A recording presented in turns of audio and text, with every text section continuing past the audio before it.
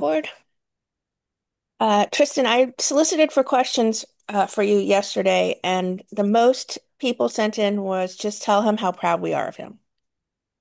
My mom said to tell you she's proud of you too. I asked her if she wanted to know, tell you something, and well, she said Mazel Tov, which is, the Jewish Yes. version of congratulations. But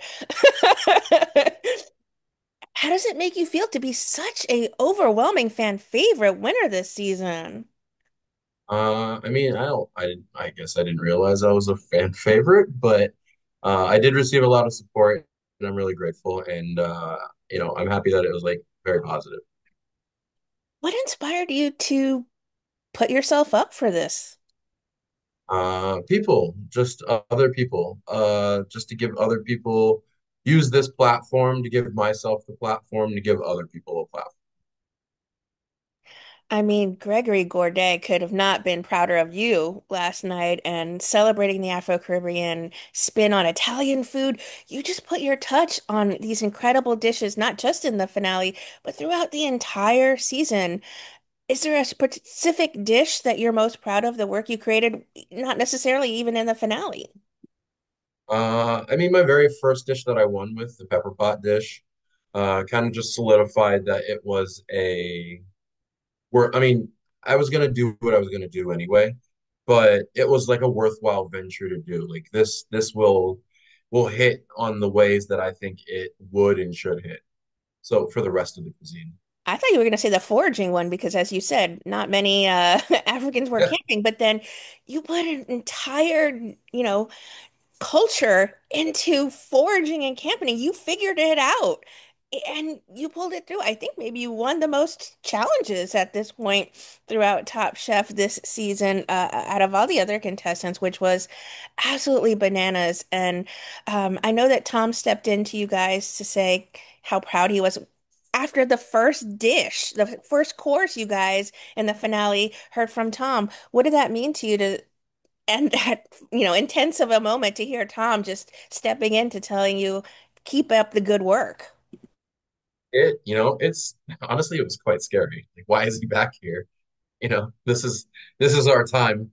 But after hearing it, I remember hearing it and all I could do was just keep working. Like I didn't want to think too hard on it. I still had three more courses to go, and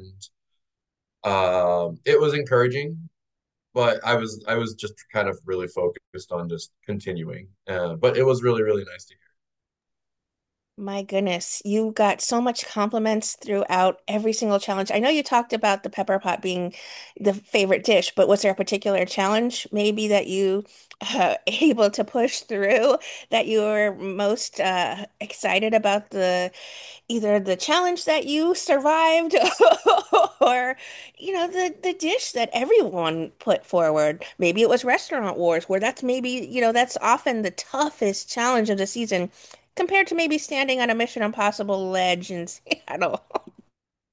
Yeah, I mean, Restaurant Wars was its own situation, but like I think the pickle episode was something that I really had to kind of like push through, like personally. It was, pickles are gross to me, and to be a mature boy that day and just like try them all and try everyone's dishes and create my own dish. Uh, I was proud of being able to do that. And not that my team was successful, but it looked like it was, Tom and the rest of the judges really, really enjoyed it. So it was, that one was a really good one for me. Don't I couldn't tell you how to make that dish again. Like You have to watch nor would I yourself even back want to up. try it. Oh, okay, so you're not even going to watch yourself back to try to reconstruct it, Yeah, I don't know. I mean, grade I it at remember some. some of the stuff, but yeah, I don't know if I could recreate it if I tried. I just, I know this is a very touchy subject for you, but your stepfather was just sounded like such an amazing inspiration and big piece of your heart. How did you sort of put that pain aside and keep fighting for this? Uh, because, he was proud of me. He told me before I left for Top Chef on his birthday. I won Top Chef on my mom's birthday. Um, and I mean, he passed on my birthday. So it was in the end, it was just make it worth it, make all the sacrifices worth it. And in order for me to make him proud, I needed to push past to do the things that he was proud of me for. So I like that. Certainly, you've made some lifelong friends from the series. Who have you kept in touch with? Oh, we are ancestrally in touch with each other every day. There is my phone is going off right now, more from them than it is from anybody else. And there's a lot of everybody else, but yeah, we all talk all day. Okay, how'd you celebrate your win? Did someone else cook for you, or did you have to step in and make yourself something fancy for everyone? Some Top Chef alums threw me a get together with kind of the community that I hang out with, and yeah, we had Philly cheesesteaks. Hey, Kristen was in tears constantly over how proud she was of you. And also in the finale, every single person made it to the final three. I think every season too, she just is so emotional over how proud she is that you all have reached this culmination. What does it mean to you when you see her getting emotional over the challenges and sort of you guys achieving this incredible goal? I mean, Kristen was the most, she wasn't scary, but she was the person who, because I think Gail's the scary one, but She's the I most think that relatable for you all at that point. she is. Well, that's the thing. There's no excuses to give her, yet she knows the excuses exist. Like they're valid. And you know that she's gone through the same emotional ride. So you know that she kind of commiserates with you a little bit more. And you can kind of see that with her. She she really puts herself into judging and being the host and being in the moment. And we can feel that. And we feel, like she feels us. What's next for you? More restaurants to open, more menus to craft? What have you been busy working on? I mean, always more menus to craft. It's both a hobby and my job. But yeah, more pop-ups, a restaurant to open for sure. In the, near to far future. Right now, just trying to take it in. It's still not that real to me, even though I've known the results for months. Seeing it for the first time, and it's still kind of fake to you a little bit, but it is, it's like, do you guys hear those other voices? Because a lot of people are saying congratulations. I just want to make sure it's for the same thing. Um, but yeah, definitely trying to use the platform to continue to do things for the diaspora, for the culture, for the cuisines, for other cultures, honestly. I really want to do this. I really wanted to do this for, I say Black and I say African American and I say Afro Caribbean a lot, but in the end, that is just an overlying umbrella of, someone who's Colombian, someone who's, from Brazil, someone who's from wherever they may be, where their cuisine isn't necessarily celebrated or known about. I have a friend in Houston, she was on MasterChef and she does Burmese cooking, right? So everything she cooks is an introduction to that. And those are the like people I really want to cook for.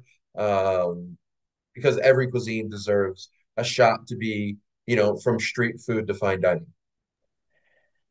You, as I said, have just been overwhelmingly receiving people telling you how proud they are of you, congratulating you. Especially my mom. I told you, she's one of your biggest fans. What would you So like to thank say to the people who've been reaching out to you? Just people who watch the show and tell you how excited they are for you, how proud they are of you, and really what it means to you to see you winning this. I mean, the first thing is, I am, grateful. I am humble. Um, they give me the confidence to continue doing this. Uh, I, every time I hear "we're proud of you," all I hear is my dad's voice. Like it is so.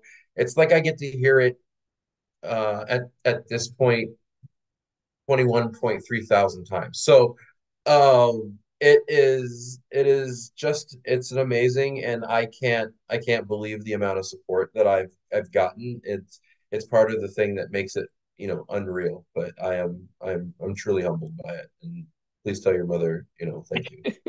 Does it mean more when you hear from people who are chefs that you've looked up to, or does it mean more from somebody like me who says, my mom wanted to needed to tell you these things? I mean, it's very, I don't know who it means more from. It hits different depending on who it's from. I have a lot of Caribbean people just saying like, "Oh my God, you did pepper pot, you did pone, you did oxtail." Like, man, that hits so much. I used to trade that away when I was in school. There's those people that means a ton to me because I did the same thing. You did, Black people proud. And then, there's the Top Chef alum who have won the show and they're just like, my man, like you crushed it. You did so well. Did. And then there's like the Houston community, like, thank you for doing this for us. It all means something. And once again, like I don't slip into people's DMs necessarily, and I don't like take that brave step to just like talk to someone that I have no clue, but the amount of people who have taken time out of their day to watch this show and then come out and leave me a message, say something, write paragraph beyond paragraphs, look on my like reaching me out on my website, just has been like I said, I don't want to keep using the word humbling, but like I so much reverence to them, like really.